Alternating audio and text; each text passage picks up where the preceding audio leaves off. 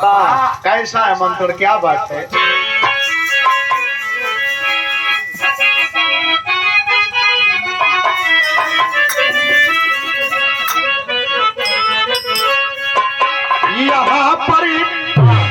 यहाँ पर धन की धारा में, यहाँ पर धन की धारा में दीवानी बन गई दुनिया।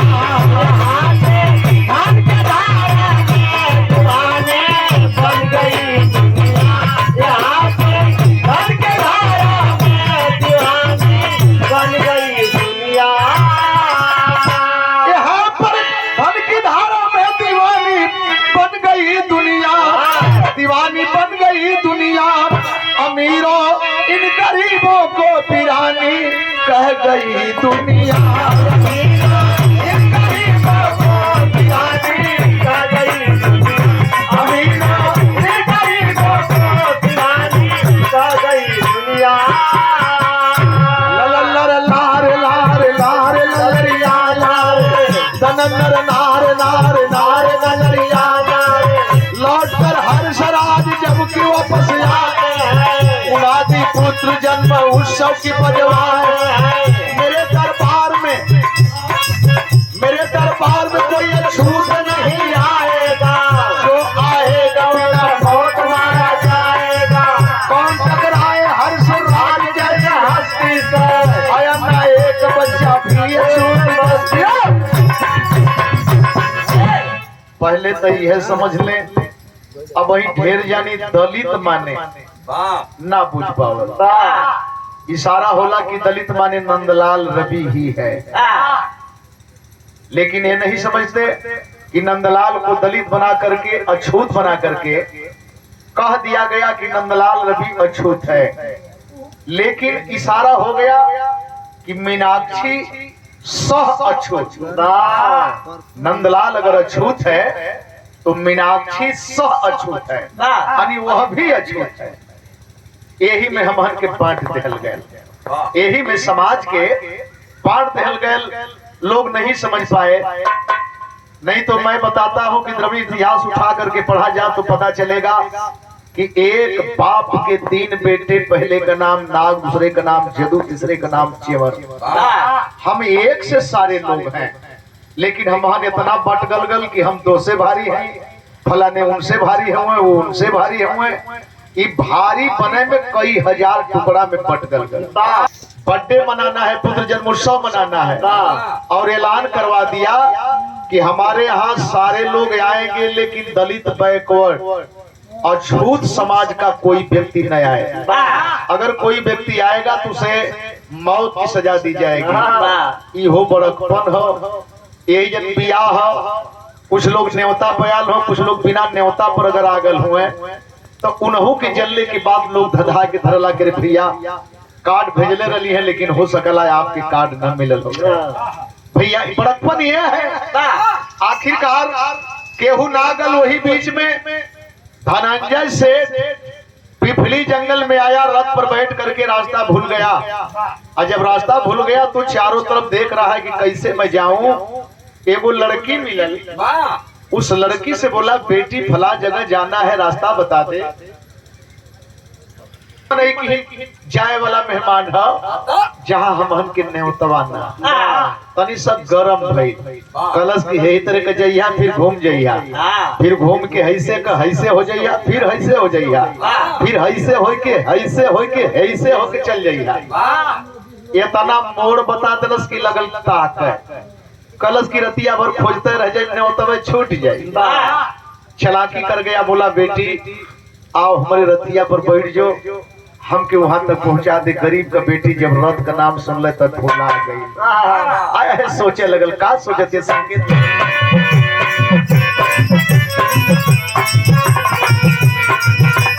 हमरो बलम भोजपुरिया रंगीला, हमरो बलम भोजपुरिया रंगीला, रोज रोज फूल के खिलावेला।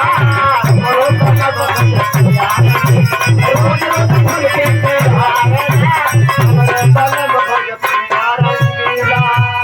लेकिन वो बिटिया सोच रही है हमरो फूलल तक दिया विधाता। तकदीरिया विधाता मन में कुमरिया सोच ले हमरो खुलल तकदीरिया अरे मन में कुमरिया सोच ले हमरो खुलल तकदीरिया विधाता हमरो खुलल तकदीरिया विधाता मन में कुमरिया सोच ले उत्सव देखब भर नजरिया विधाता उत्सव देखब भर नजरिया विधाता दिल में लहरिया उठले उत्सव देखब भर नजरिया अरे दिल में लहरिया उठले उत्सव देखब भर नजरिया विधाता आय हाय यही बहाने चलत खाए का ना आदेश हो पानी पिए का ना आदेश हो तो कम से कम वहाँ का नजारा तो देख ले वहाँ का दृश्य देख ले बड़ा बढ़िया नाच आई लिया आए है पहुंचा दी रथ से उतरे लोग अगवानी किए धनंजय का ले गए महफिल में चेयर पर बैठाए सही आसन पर बैठाए महफिल में बहुत बढ़िया नाच आई लिया और नाच शुरू हो जनता जमल है नाच में हमहन का बदनाम होखल जाला बदनाम होखला की छोटकी बिरादरी कहूँ कुल नाचल और नाच तो सतयुग त्रेता द्वापर से ओ लोगन कहा जेके हमहन देवराज इंद्र कहल जाला ई मलिकार रहे इनके पल्ले थिएटर चले इन्हीं के गिरोह में मेनका उर्वशी तिलोत्मा माधवी लालिमा ई कुल नाचे वाली नर्तकी रहे के परी कहे लोग इंद्र के दरबार के परी यहाँ नाचे वाली आई नाच शुरू हो और जब नाच शुरू हो तो बीच में होत कहा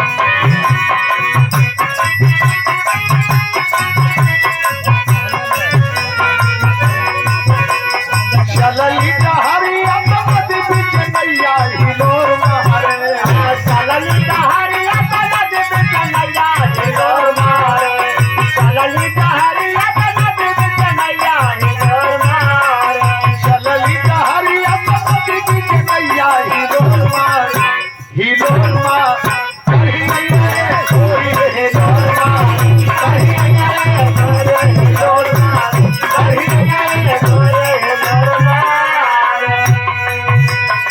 चली गुजरिया हिलाई के कमरिया नजर मारी नाचल गुजरिया हिलाई के कमरिया नजर मारी नाचली गुजरिया हिलाई के कमरिया नजर मारी नाचली गुजरिया हिलाई के कमरिया नजर मार देखवई के पर चलला देखवई के पर चलला देखवई के पर चलला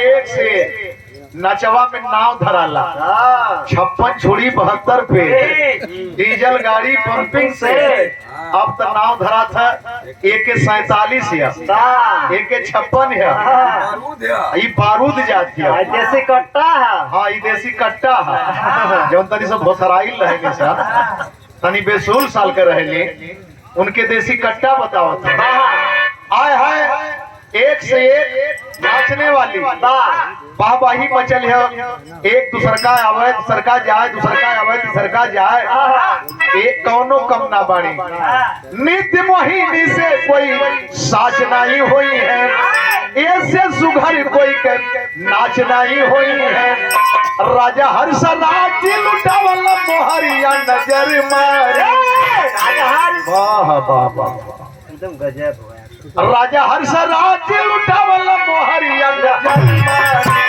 नजर मार देखवई के दिल पर चलला देखवई के दिल पर चलला देखवई के दिल पर चलला बहादुर तनिको शिथिलता ना हमार देवता लोग बैठल हो सामने यही मच गई लिया के मोहर लोग फेंकत हो बा भाई बा पैसा वाला तो ढेर लोग जैन हुए लेकिन इतना बढ़िया नाच इतना बढ़िया खर्च करे वाला शायद केहू होई अच्छा तो चर्चा का विषय बन गई धनंजय कहला कि भैया अब तो हमके छुट्टी मिल जाते बढ़िया रहा लोग ले गए रथ के करीब में और जब रथ के करीब में विदा करते हुए ले गए तो देख रहा है धनंजय की लड़किया कोई रथिये पर बैठल है कहा बेटी तू गई नहीं, जैसन कही तैसन। इहो ना कहत है कि लड़की हमके रास्ता दिखाए के लिए आई है, तू ठे लड्डू दे के पानी पिया था। कहा बेटी तू गई नहीं, कलश की बाबूजी एगो काम हम राउर का कैली है, एगो काम राउर हमार कह दे। कौन सा काम? वो लड़की जो है भावुक होकर के कह रही है, कौन सा काम? अरे समैया नाचे खातिर चाहिला, समैया नाचे खातिर चाहिला, अनंजन शेष से बाला दे के कह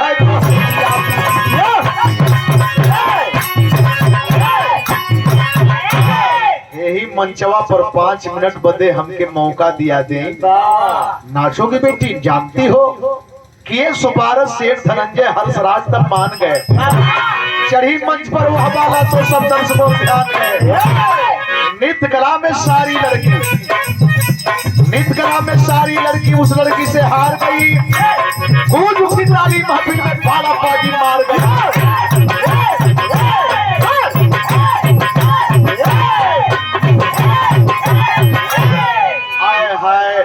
कला शिक्षा गरीब अमीर ना देखे, जात पर जात ना देखे ले, ये केहू का बपौती ना है। यही बदे बाबा साहब ने कहा भी था कि शिक्षा न खेती किसानी में उपजे, शिक्षा बगानों में फलती नहीं है, शिक्षा का कोई न पर्वत नदी है, शिक्षा जमीन से निकलती नहीं है।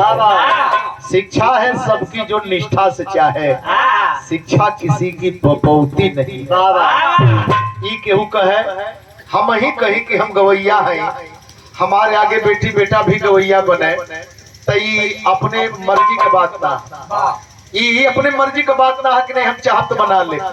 आज छोड़े, आखिरकार जब लड़की नाचे लगल बिना घुघरू बिना पाउडर के, जौने समय येड़ी खसला सोही मंच पर खिर बिना कैले तो एक बार चकबकाए गए न करे, ई कोनो बाजा वोजा में तना न रहेले। आज जब नाचे लगल तो कुलहीन का नचिए पीछे वाली भूल गई। वाह भाई वाह, वाह भाई वाह। अरे अंधकार में प्रकाश डाल दे। हर्षराज गया, बोला बेटी नाच बंद कर दे और मुंह मांगा इनाम तुझे दूंगा, ये इनाम छोड़ दे इन लोगों के लिए। लेकिन इतना तो बता रे पगली कि तू रहने वाली कहाँ की है, कौन है बेटी? आए है मारे खुशी में अश्रुधारा छलक पड़ल। जहाँ आवे का आदेश ना, पानी पिए का आदेश ना, वहाँ इतनी बड़ी इज्जत। देखे भोरहरी का गीत हो मास्टर, क्या बात है।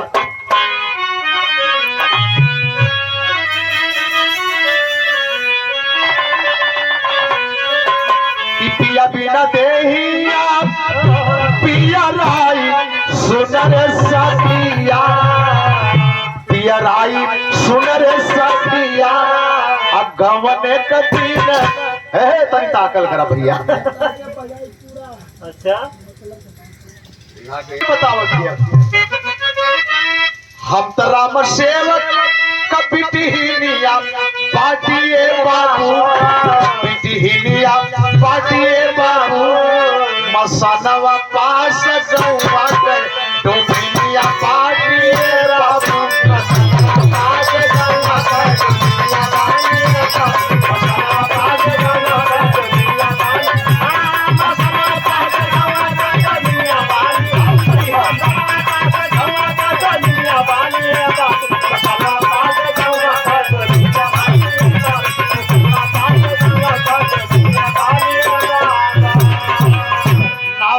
चादनी जेके जानत बा जहनवा हो, जवन देहल चाहब साहब दई देवाई नमवा हो। बाबू हम हो जौन मसान घाट लौकत हो, हम जौन बस्ती लौकत है, हम राम सेवक डोम का बेटी है। जबले पता ना रहल कि कौन बिरादर है, तबले अंधकार में प्रकाश रहे। आज जब पता चल गल कि डोमिन है, कुल बल्ब फ्यूज हो गल। करके बोला पकड़ लो जल्ला दो, काल कोठरी में से बंद कर दो। कैसे इसकी हिम्मत पड़ी, बर्बाद कर दी मेरी महफिल को, बर्बाद कर दी।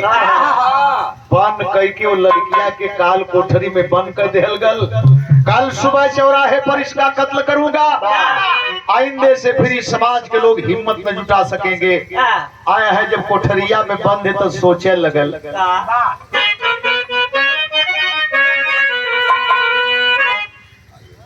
आगी लागी आगी लागी अरे मोरी की सपतिया आते हल विधाता काहे गरीब घर जाना यहाँ कोई देवता ना लौ के बनवता ना मिली है मऊतिया के हम नमा। बा भगवान अगर हमके इतनी बड़ी कला देव के रहल तो फिर अछूत समाज में जन्म काहे के देला।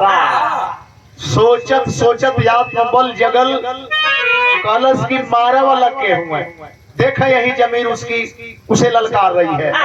ये मारने वाले कौन है? न इनकर पानी पियली न खाना खैली, जबले न चली तबले बाहबाही मचल। आज जब जान गल कि डोमिन है तो इनकर बतिये बिगड़ गई। मारू ना पई है हमके, खिड़कियां तोड़ के कूद गई।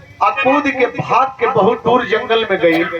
वही पिपली जंगल में एक ठेकुआ की जगत पर बैठे ये सोचे थे कि मैं डूब के मर जाए।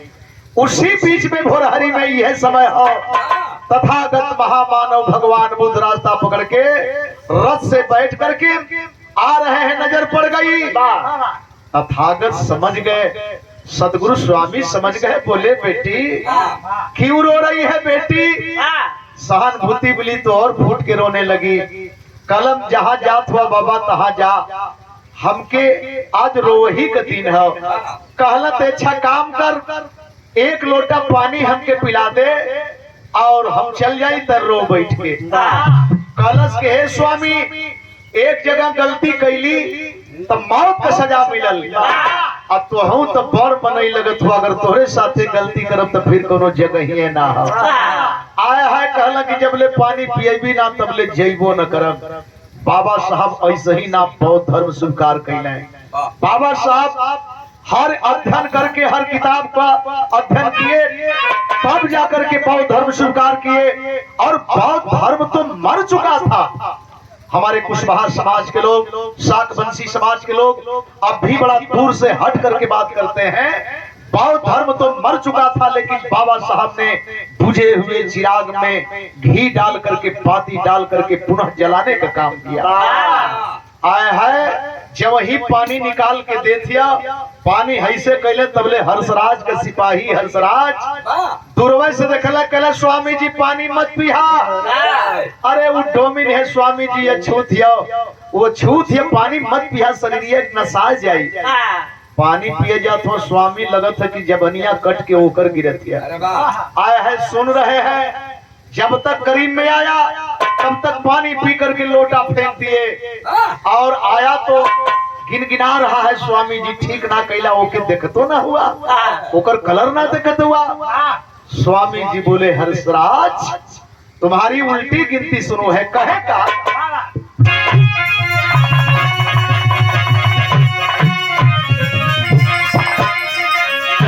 अरे कहे तथागत, कहे तथागत हर्षराज के समनवा जग में मानव होके भूलल मानव के करमवा जग में मानव होके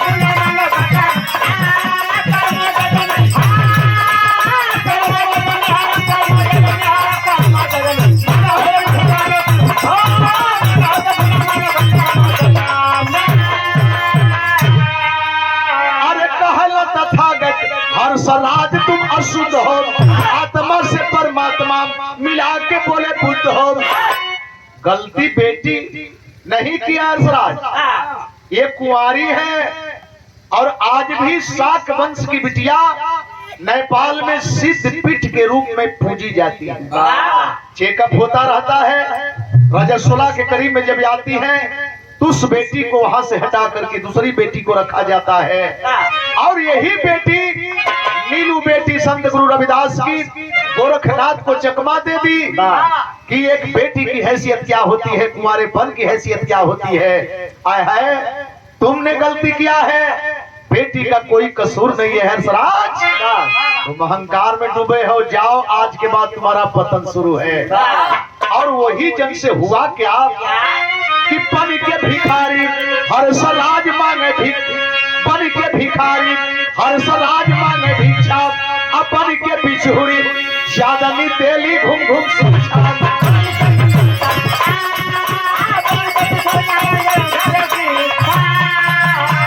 अरे भारत रूस अमेरिका चीन जहानवा जग में मानव हो के भूला मानव के कर्मवा जगत में।